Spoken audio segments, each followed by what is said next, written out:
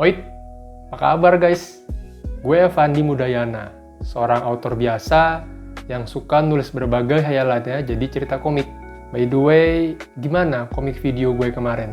Yang judulnya Tekad Prolog. Gue rasa dan setelah gue lihat ya, kok cepet banget ramenya yang di short tapi bukan rame di komik videonya. Entah kalian tertarik kalau dalam format short yang vertikal atau mungkin sebenarnya belum kelihatan aja sama kalian dan algoritmanya belum terlalu nyebar. Nah, sambil dalam proses pembuatan komik video episode selanjutnya, gue kayaknya kepengen deh sharing-sharing tentang komik atau manga-manga apa aja yang lagi senang gue baca atau yang pernah gue baca. Kayaknya itu jadi segmen yang seru kalau gue bisa juga share ke kalian. Dan siapa tahu manga yang gue baca ini belum pernah kalian baca juga. Atau mungkin kalian udah pernah baca, tapi itu nggak terlalu ke highlight karena ya banyak orang yang memang lebih suka nonton animenya sih dibanding baca manganya. Sorry nih, kalau yang di background belakang nih kayak masih ganggu. Ini kayak rak gantung aja sih. Gue masih nyoba berbagai lokasi buat ngerekamnya. Ya mungkin buat berikutnya gue bakal coba ganti background yang lebih proper. Nah, kalau lu suka berbagai cerita yang realistis tapi santai, gue punya beberapa rekomendasi manga atau komik yang bisa kalian baca nih guys. Ada beberapa manga, bahkan banyak banget sebenarnya yang mau gue bahas. Cuman per segmen mungkin gue akan bahas per 2 komik dulu ya.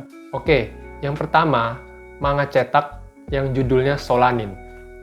Gue udah punya komik cetaknya, dan ini termasuk komik lawas ya, juga cetakan lawas. Untuk sekarang sih sebenarnya dicetak ulang dari Gramedia, dan jadi bundle, jadi buku yang lebih tebal. Kalau dulu dia dicetak jadi 2 begini sih. Untuk beberapa orang mungkin membaca per volume begini itu akan lebih seru dan nggak terlalu melelahkan, tapi kalau gue sih lebih suka yang bundle langsung 1 buku, jadi kayak lebih ringkas gitu. Cuman bukanya sih harus lebih hati-hati ya kalau yang bundle tebel gitu, karena kan dia lemnya itu kita nggak tahu seberapa tahan dia kalau kita buka sampai telentang. Beda dengan komik cetak yang langsung per volume kayak gini. Manga Solanin ini kenapa gue baca, kenapa gue juga suka? Itu mungkin pertanyaan yang ada di kepala kalian yang mikir, kok manga-manga yang mau gue bahas salah satunya adalah manga Solanin ini manga yang nggak populer atau mungkin underrated lah gitu loh. Pertama, Solanin ini nih gimana ya? Bisa dibilang cerita yang nggak muluk-muluk, yang nggak terlalu dramatisir, dan juga memang ngeliatin bagaimana kehidupan anak muda di Jepang di masa sekarang. Walaupun ini ceritanya juga udah agak lama ya, cuman tetap sampai sekarang itu kayak masih relate lah. Solanin ini dibuat oleh mangaka yang bernama Inio Asano. Mungkin juga buat kalian nama Inio Asano atau Inio Asano Sensei ini nggak familiar juga.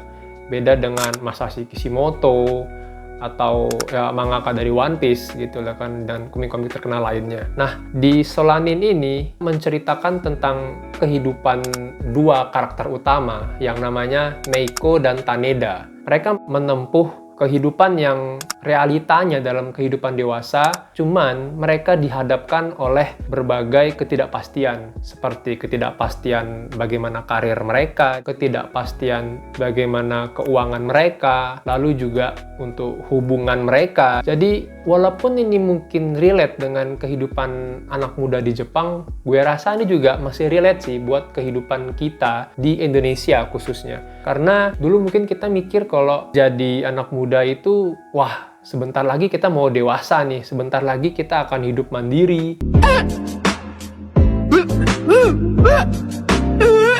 Dan kita juga tidak terlalu harus ikut keputusan orang tua kita. Tapi sebenarnya di balik setiap kemandirian dalam dunia dewasa itu selalu ada hal yang penuh ketidakpastian, dan bisa saja hal yang sangat kita impikan, sangat kita inginkan itu bisa bertolak belakang dengan hasil yang kita dapat. Walaupun kita sudah berusaha keras dan mati-matian, belum tentu impian kita saat kita menjadi dewasa itu bisa terwujud. Nah, di Solanin inilah yang gue baca dan yang gue dapatkan. Ada di suatu masa, Meiko dan Taneda itu memutuskan untuk merubah jalan karir mereka. Jadi, mereka merasa kalau dengan yang bekerja secara monoton itu benar-benar tidak sesuai passion mereka.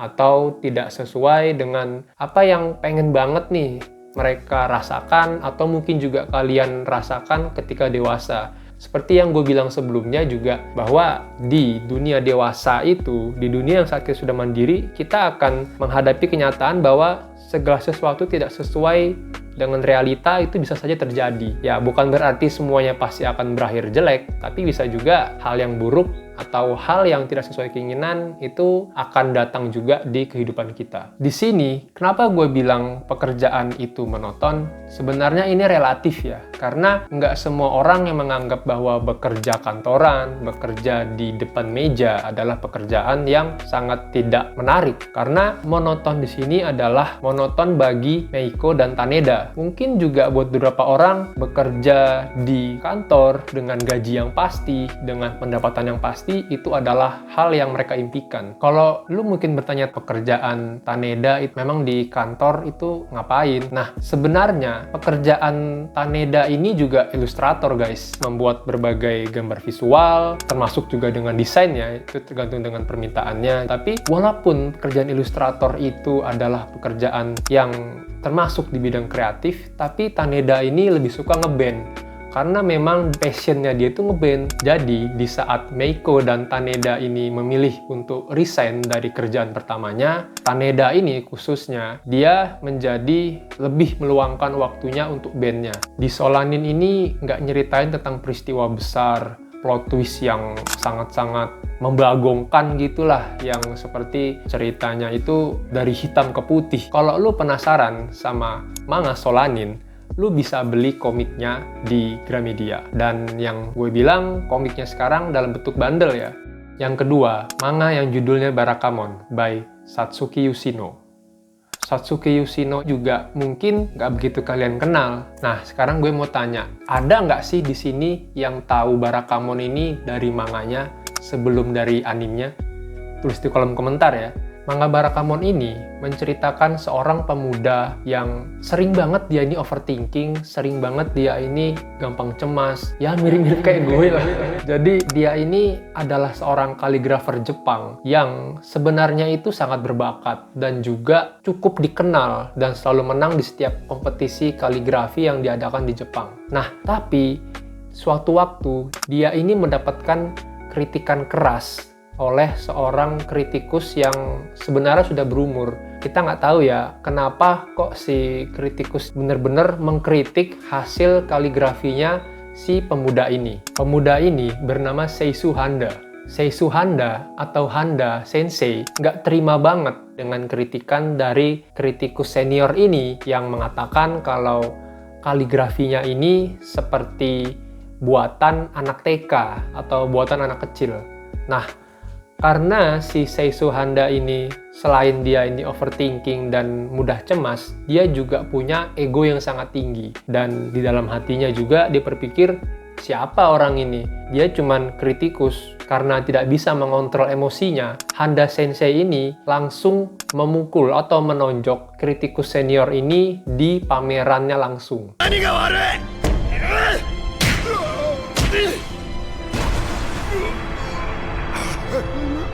Saat dipukul tersebut, dia mendapat banyak sorotan dan akhirnya dia mendapatkan skorsing dari ayahnya sendiri. Hukumannya adalah Handa Sensei harus diasingkan atau ditempatkan ke suatu pulau yang terpencil di Jepang, yaitu Pulau Goto. Di Pulau Goto tersebut, kenapa Handa Sensei harus ditempatkan di sana? Tujuan dari ayahnya adalah agar ia dapat berinteraksi dengan warga di sana. Emang apa spesialnya warga di Pulau Goto tersebut? Karena itu adalah pulau terpencil dan daerahnya tidak semaju di kota di tempat Handa Sensei tinggal. Di sana warganya itu interaksi sosial itu sangat tinggi. Jadi untuk seorang Handa Sensei yang memang tidak mahir dalam mengontrol emosinya, dalam mengontrol ambisinya, dengan tinggal di Pulau Goto, ia akan mempelajari banyak hal dalam mengontrol kecemasannya, juga mengontrol pikirannya agar tidak selalu berpikir negatif dengan cara melihat perilaku masyarakat di daerah tersebut. Yang jadi awal paling nyebelin buat Handa, dia ketemu sama bocah yang namanya Kotoshi Naru,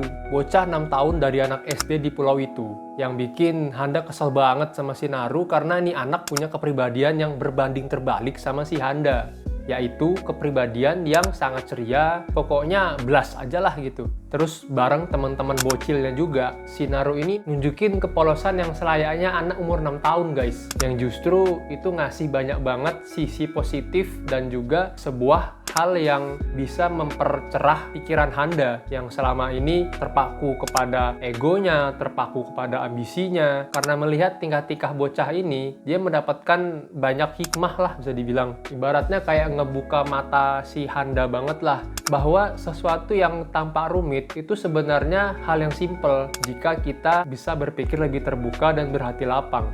Gue rekomen banget buat lu yang mau baca manga Barakamon ini, karena di manga ini kalau dari yang gue pribadi baca, gue bisa dapat banyak banget pelajaran hidup yang sebelumnya gue pikir bahwa itu hal-hal yang rumit, tapi sebenarnya itu hal-hal yang cukup simple dan tergantung dari bagaimana pola pikir kita dan juga kita menyikapi dari hal-hal yang kita lalui tersebut atau masalah-masalah yang kita lalui tersebut. Dari kedua manga yang gue bahas di atas, mana nih yang pernah kalian baca? Atau Barakamon itu mungkin yang udah lu tonton animenya, boleh deh tulis di kolom komentar. Atau lu juga bisa rate manganya di kolom komentar ya, biar yang belum baca jadi pada penasaran nih. Kalau lu suka dengan konten atau segmen bahas komik seperti ini, lu juga bisa share and like sebanyak-banyaknya sih. Cuman kalau lu nggak suka, boleh kok dislike. Karena gue masih banyak nih manga yang pengen gue bahas, yang gue rasa itu akan menambah wawasan kita dalam menulis cerita.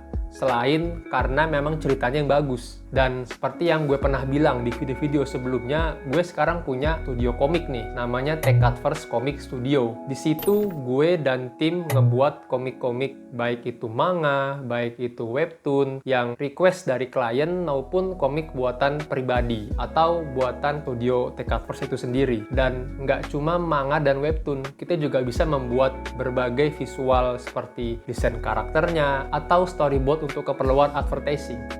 Thanks udah nonton sampai akhir. See ya! Binatang melata ya? Mau keliling gitu.